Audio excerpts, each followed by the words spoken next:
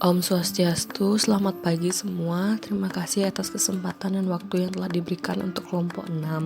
Di sini kami akan mempresentasikan mengenai rasio aktivitas. Sebelumnya, izinkan kami untuk memperkenalkan diri terlebih dahulu.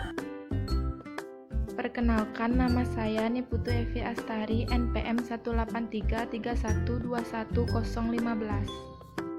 Saya sendiri Ida Ayu Madera Dina Anggun Prasasti, NPM 18331211038. Perkenalkan, nama saya Igusti Ayu Triska Puspayanti, NPM 18331211090. Perkenalkan, nama saya Nikadek Diah Pevita Anagus, NPM 163. Perkenalkan, nama saya Ana Agung Sri Diah Pitaloka, NPM 1833121172. Perkenalkan, nama saya Ada Aide Butita Sari, NPM 1833121178. Perkenalkan, nama saya Ana Agung Ari Lescia Dewi, NPM 194. Perkenalkan, nama saya Kada Ayu Wulandewi, NPM 196. Di sini saya akan menjelaskan tentang rasio aktivitas. Rasio aktivitas adalah rasio yang digunakan untuk mengukur efektivitas perusahaan dalam menggunakan aktiva yang dimilikinya, atau dapat dikatakan rasio ini dipergunakan untuk mengukur efisiensi atau efektivitas pemanfaatan sumber daya perusahaan. Rasio aktivitas ini juga digunakan dalam menilai kemampuan perusahaan dalam melaksanakan aktivitasnya sehari-hari. Dan dari hasil pengukuran dengan rasio aktivitas, disinilah akan terlihat apakah perusahaan itu lebih efisien dan efektif dalam mengelola aset yang dimilikinya.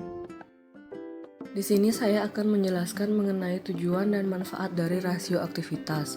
Tujuan dan manfaat yang pertama yaitu untuk mengukur berapa lama penagihan piutang selama satu periode. Dengan demikian dapat diketahui efektif atau tidaknya kegiatan perusahaan dalam bidang penagihan. Tujuan dan manfaat yang kedua yaitu untuk menghitung hari rata-rata penagihan piutang sehingga manajemen dapat pula mengetahui jumlah hari piutang tersebut rata-rata tidak dapat tertagih.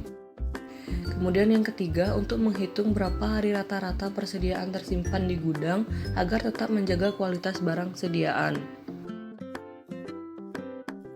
Tujuan dan manfaat yang keempat yaitu untuk mengukur berapa kali dana yang ditanamkan dalam modal kerja berputar dalam satu periode, atau berapa penjualan yang dapat dicapai oleh setiap modal kerja yang digunakan.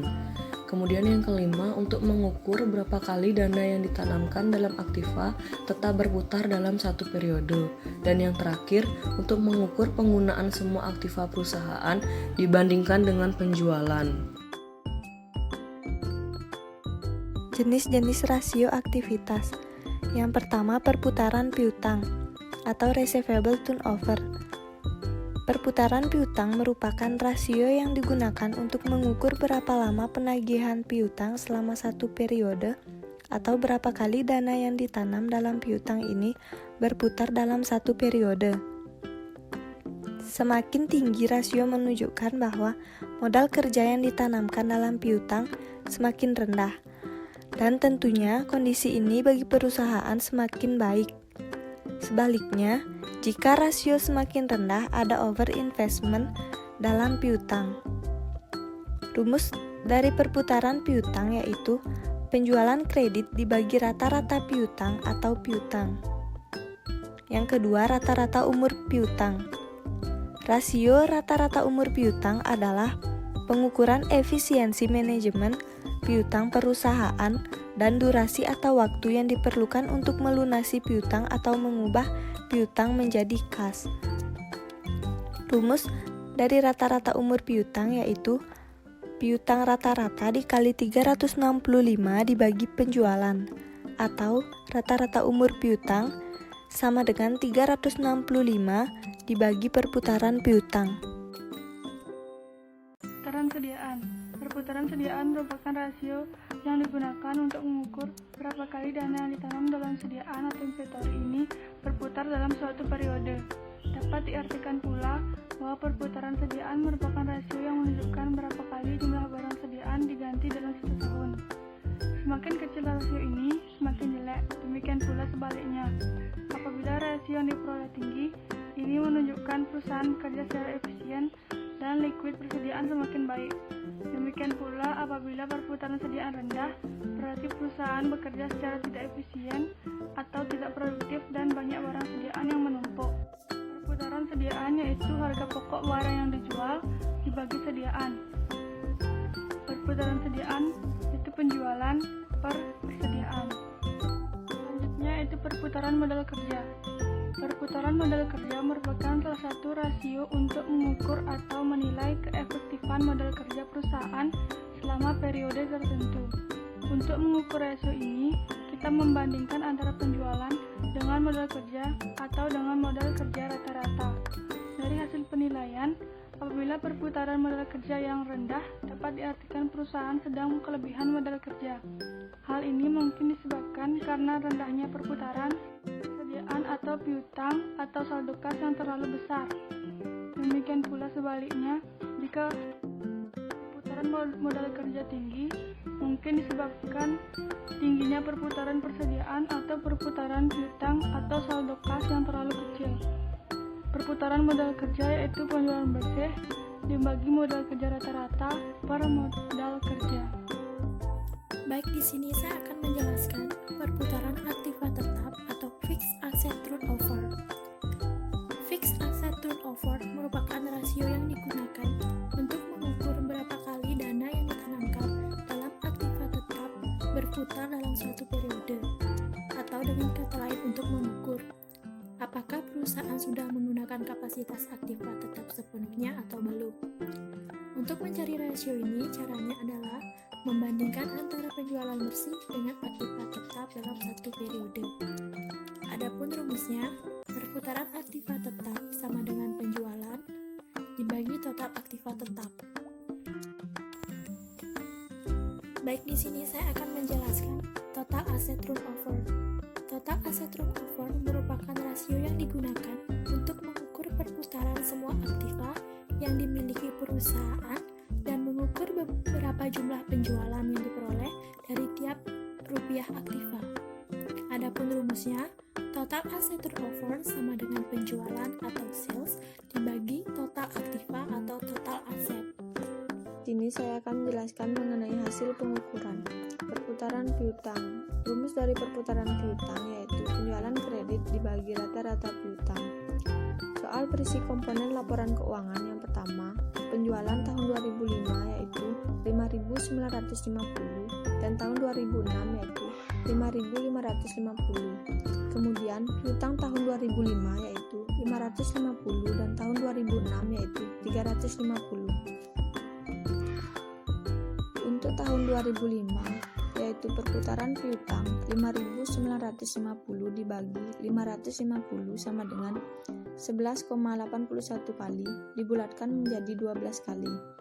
Untuk tahun 2006 yaitu perputaran piutang 5.550 dibagi 350 sama dengan 15,41 kali dibulatkan menjadi 15,5 kali.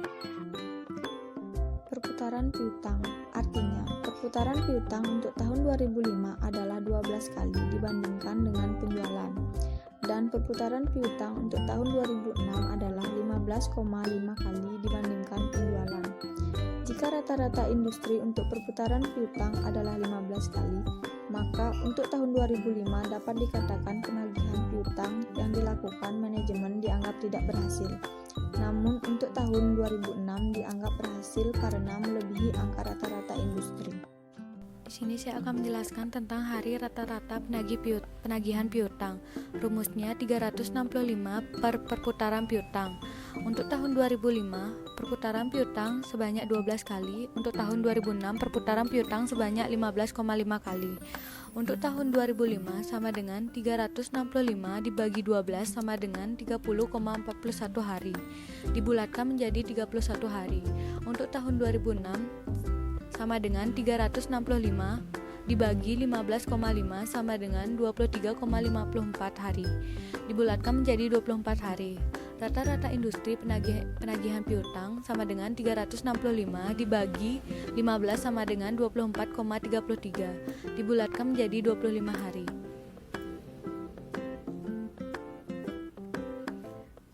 Jika rata-rata industri 25 kali, artinya kondisi rata-rata penagihan piutang perusahaan tahun 2005 dan 2006 kurang baik karena konsumen membayar tagihan tidak tepat waktu. Perputaran sediaan memiliki rumus yaitu penjualan dibagi persediaan.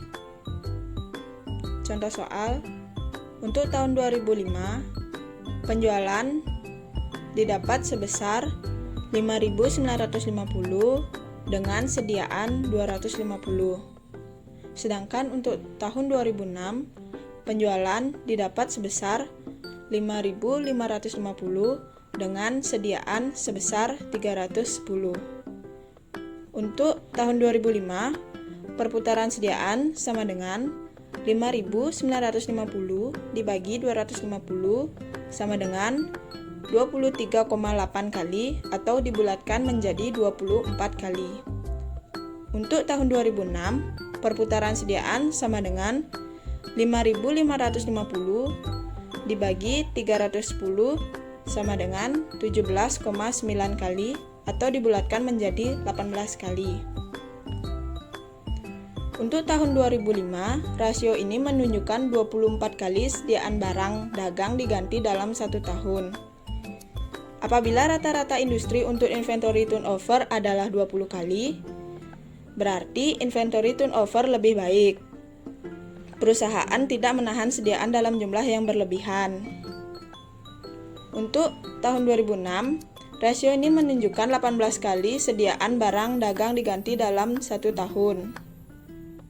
Apabila rata-rata industri untuk inventory turnover adalah 20 kali, berarti inventory turnover kurang baik. Perusahaan menahan sediaan dalam jumlah yang berlebihan atau tidak produktif. Hasil pengukuran perputaran modal kerja. Rumusnya penjualan bersih dibagi modal kerja rata-rata atau modal kerja. Contoh soal komponen laporan keuangan. Penjualan bersih atau net sale pada 2005 sebesar 5.950, sedangkan pada 2006 sebesar 5.550. Modal kerja rata-rata pada 2005 sebesar 1.640, sedangkan 2006 sebesar 1.340. Total aktiva lancar atau current asset 2005 sebesar 1.500, sedangkan 2006 sebesar 1.300. Untuk 2005, perputaran modal kerja pada penjualan bersih pada 2005 itu sebesar 5.950 dibagi dengan modal kerja rata-rata pada 2005 sebesar 1.640. Hasilnya 3,62 kali atau 3,7. Untuk 2006, perputaran modal kerja penjualan bersih pada 2006 sebesar 5.550 dibagi dengan modal kerja rata-rata pada 2006 sebesar 1.340. Hasilnya 4,14 kali atau 4,2 kali. 4,2. Perputaran modal kerja terlihat dari kenaikan rasio perputaran modal kerja dari tahun 2005 ke tahun 2006. Hal ini menunjukkan ada kemajuan yang diperoleh manajemen. Namun, jika rata-rata industri untuk perputaran modal kerja adalah 6 kali, keadaan perusahaan untuk tahun 2005 dan 2006 dinilai kurang baik karena masih di bawah rata-rata industri. Baik, di sini saya akan menjelaskan mengenai hasil pengukuran untuk perputaran aktiva tetap dengan rumus penjualan dibagi aktiva tetap.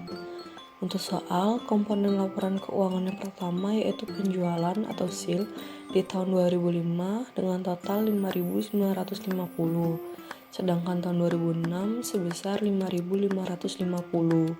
Kemudian total aktiva tetap tahun 2005 yaitu 2.400 dan di tahun 2006 yaitu 2.550.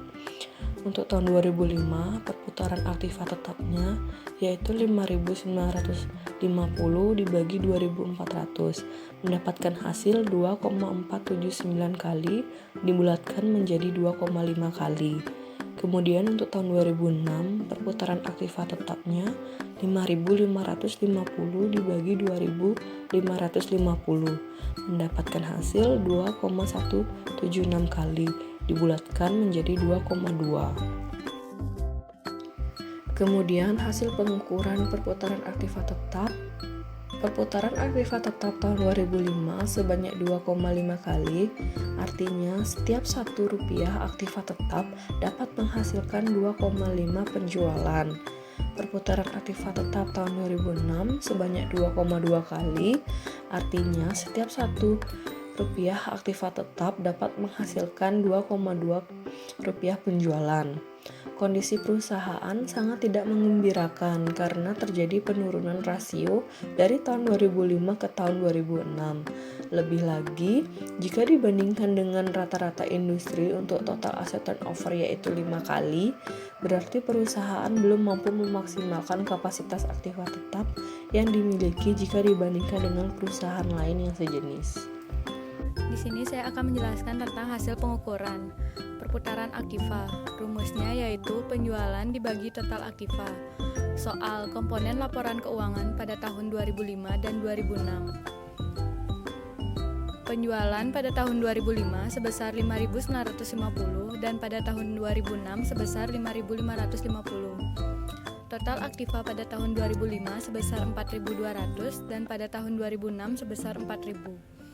Untuk tahun 2005, perputaran aktiva sama dengan 5.950 dibagi 4.200 sama dengan 1,416 kali, bisa dibulatkan menjadi 1,42 kali. Untuk tahun 2006, perputaran aktiva sama dengan 5.550 dibagi 4.000 sama dengan 1,387 kali, bisa dibulatkan menjadi 1,4 kali. Perputaran total aktiva tahun 2005 sebanyak 1,42 kali, artinya setiap Rp100 aktiva tetap dapat menghasilkan 1,4 rupiah penjualan. Perputaran total aktiva tahun 2006 sebanyak 1,4 kali, artinya setiap 1,0 rupiah aktiva tetap dapat menghasilkan 1,4 rupiah penjualan. Kondisi perusahaan sangat tidak menggembirakan karena terjadi penurunan rasio dari tahun 2005 ke tahun 2006. Kemudian, jika dibandingkan dengan rata-rata industri untuk aset, total aset turnover yaitu 2 kali. Berarti perusahaan diharapkan meningkatkan lagi penjualan atau mengurangi sebagian aktivitas yang kurang produktif. Sekian presentasi dari kelompok kami. Maaf bila ada kesalahan kata maupun ketidaksempurnaan presentasi. Kami buka untuk sesi tanya jawab bila ada yang ingin bertanya. Baik, terima kasih atas perhatian dan waktu yang telah diberikan. Kami ucapkan terima kasih atas waktu dan kesempatannya. Kami tutup dengan Parama Santi, Om Santi, Santi, Santi, Om.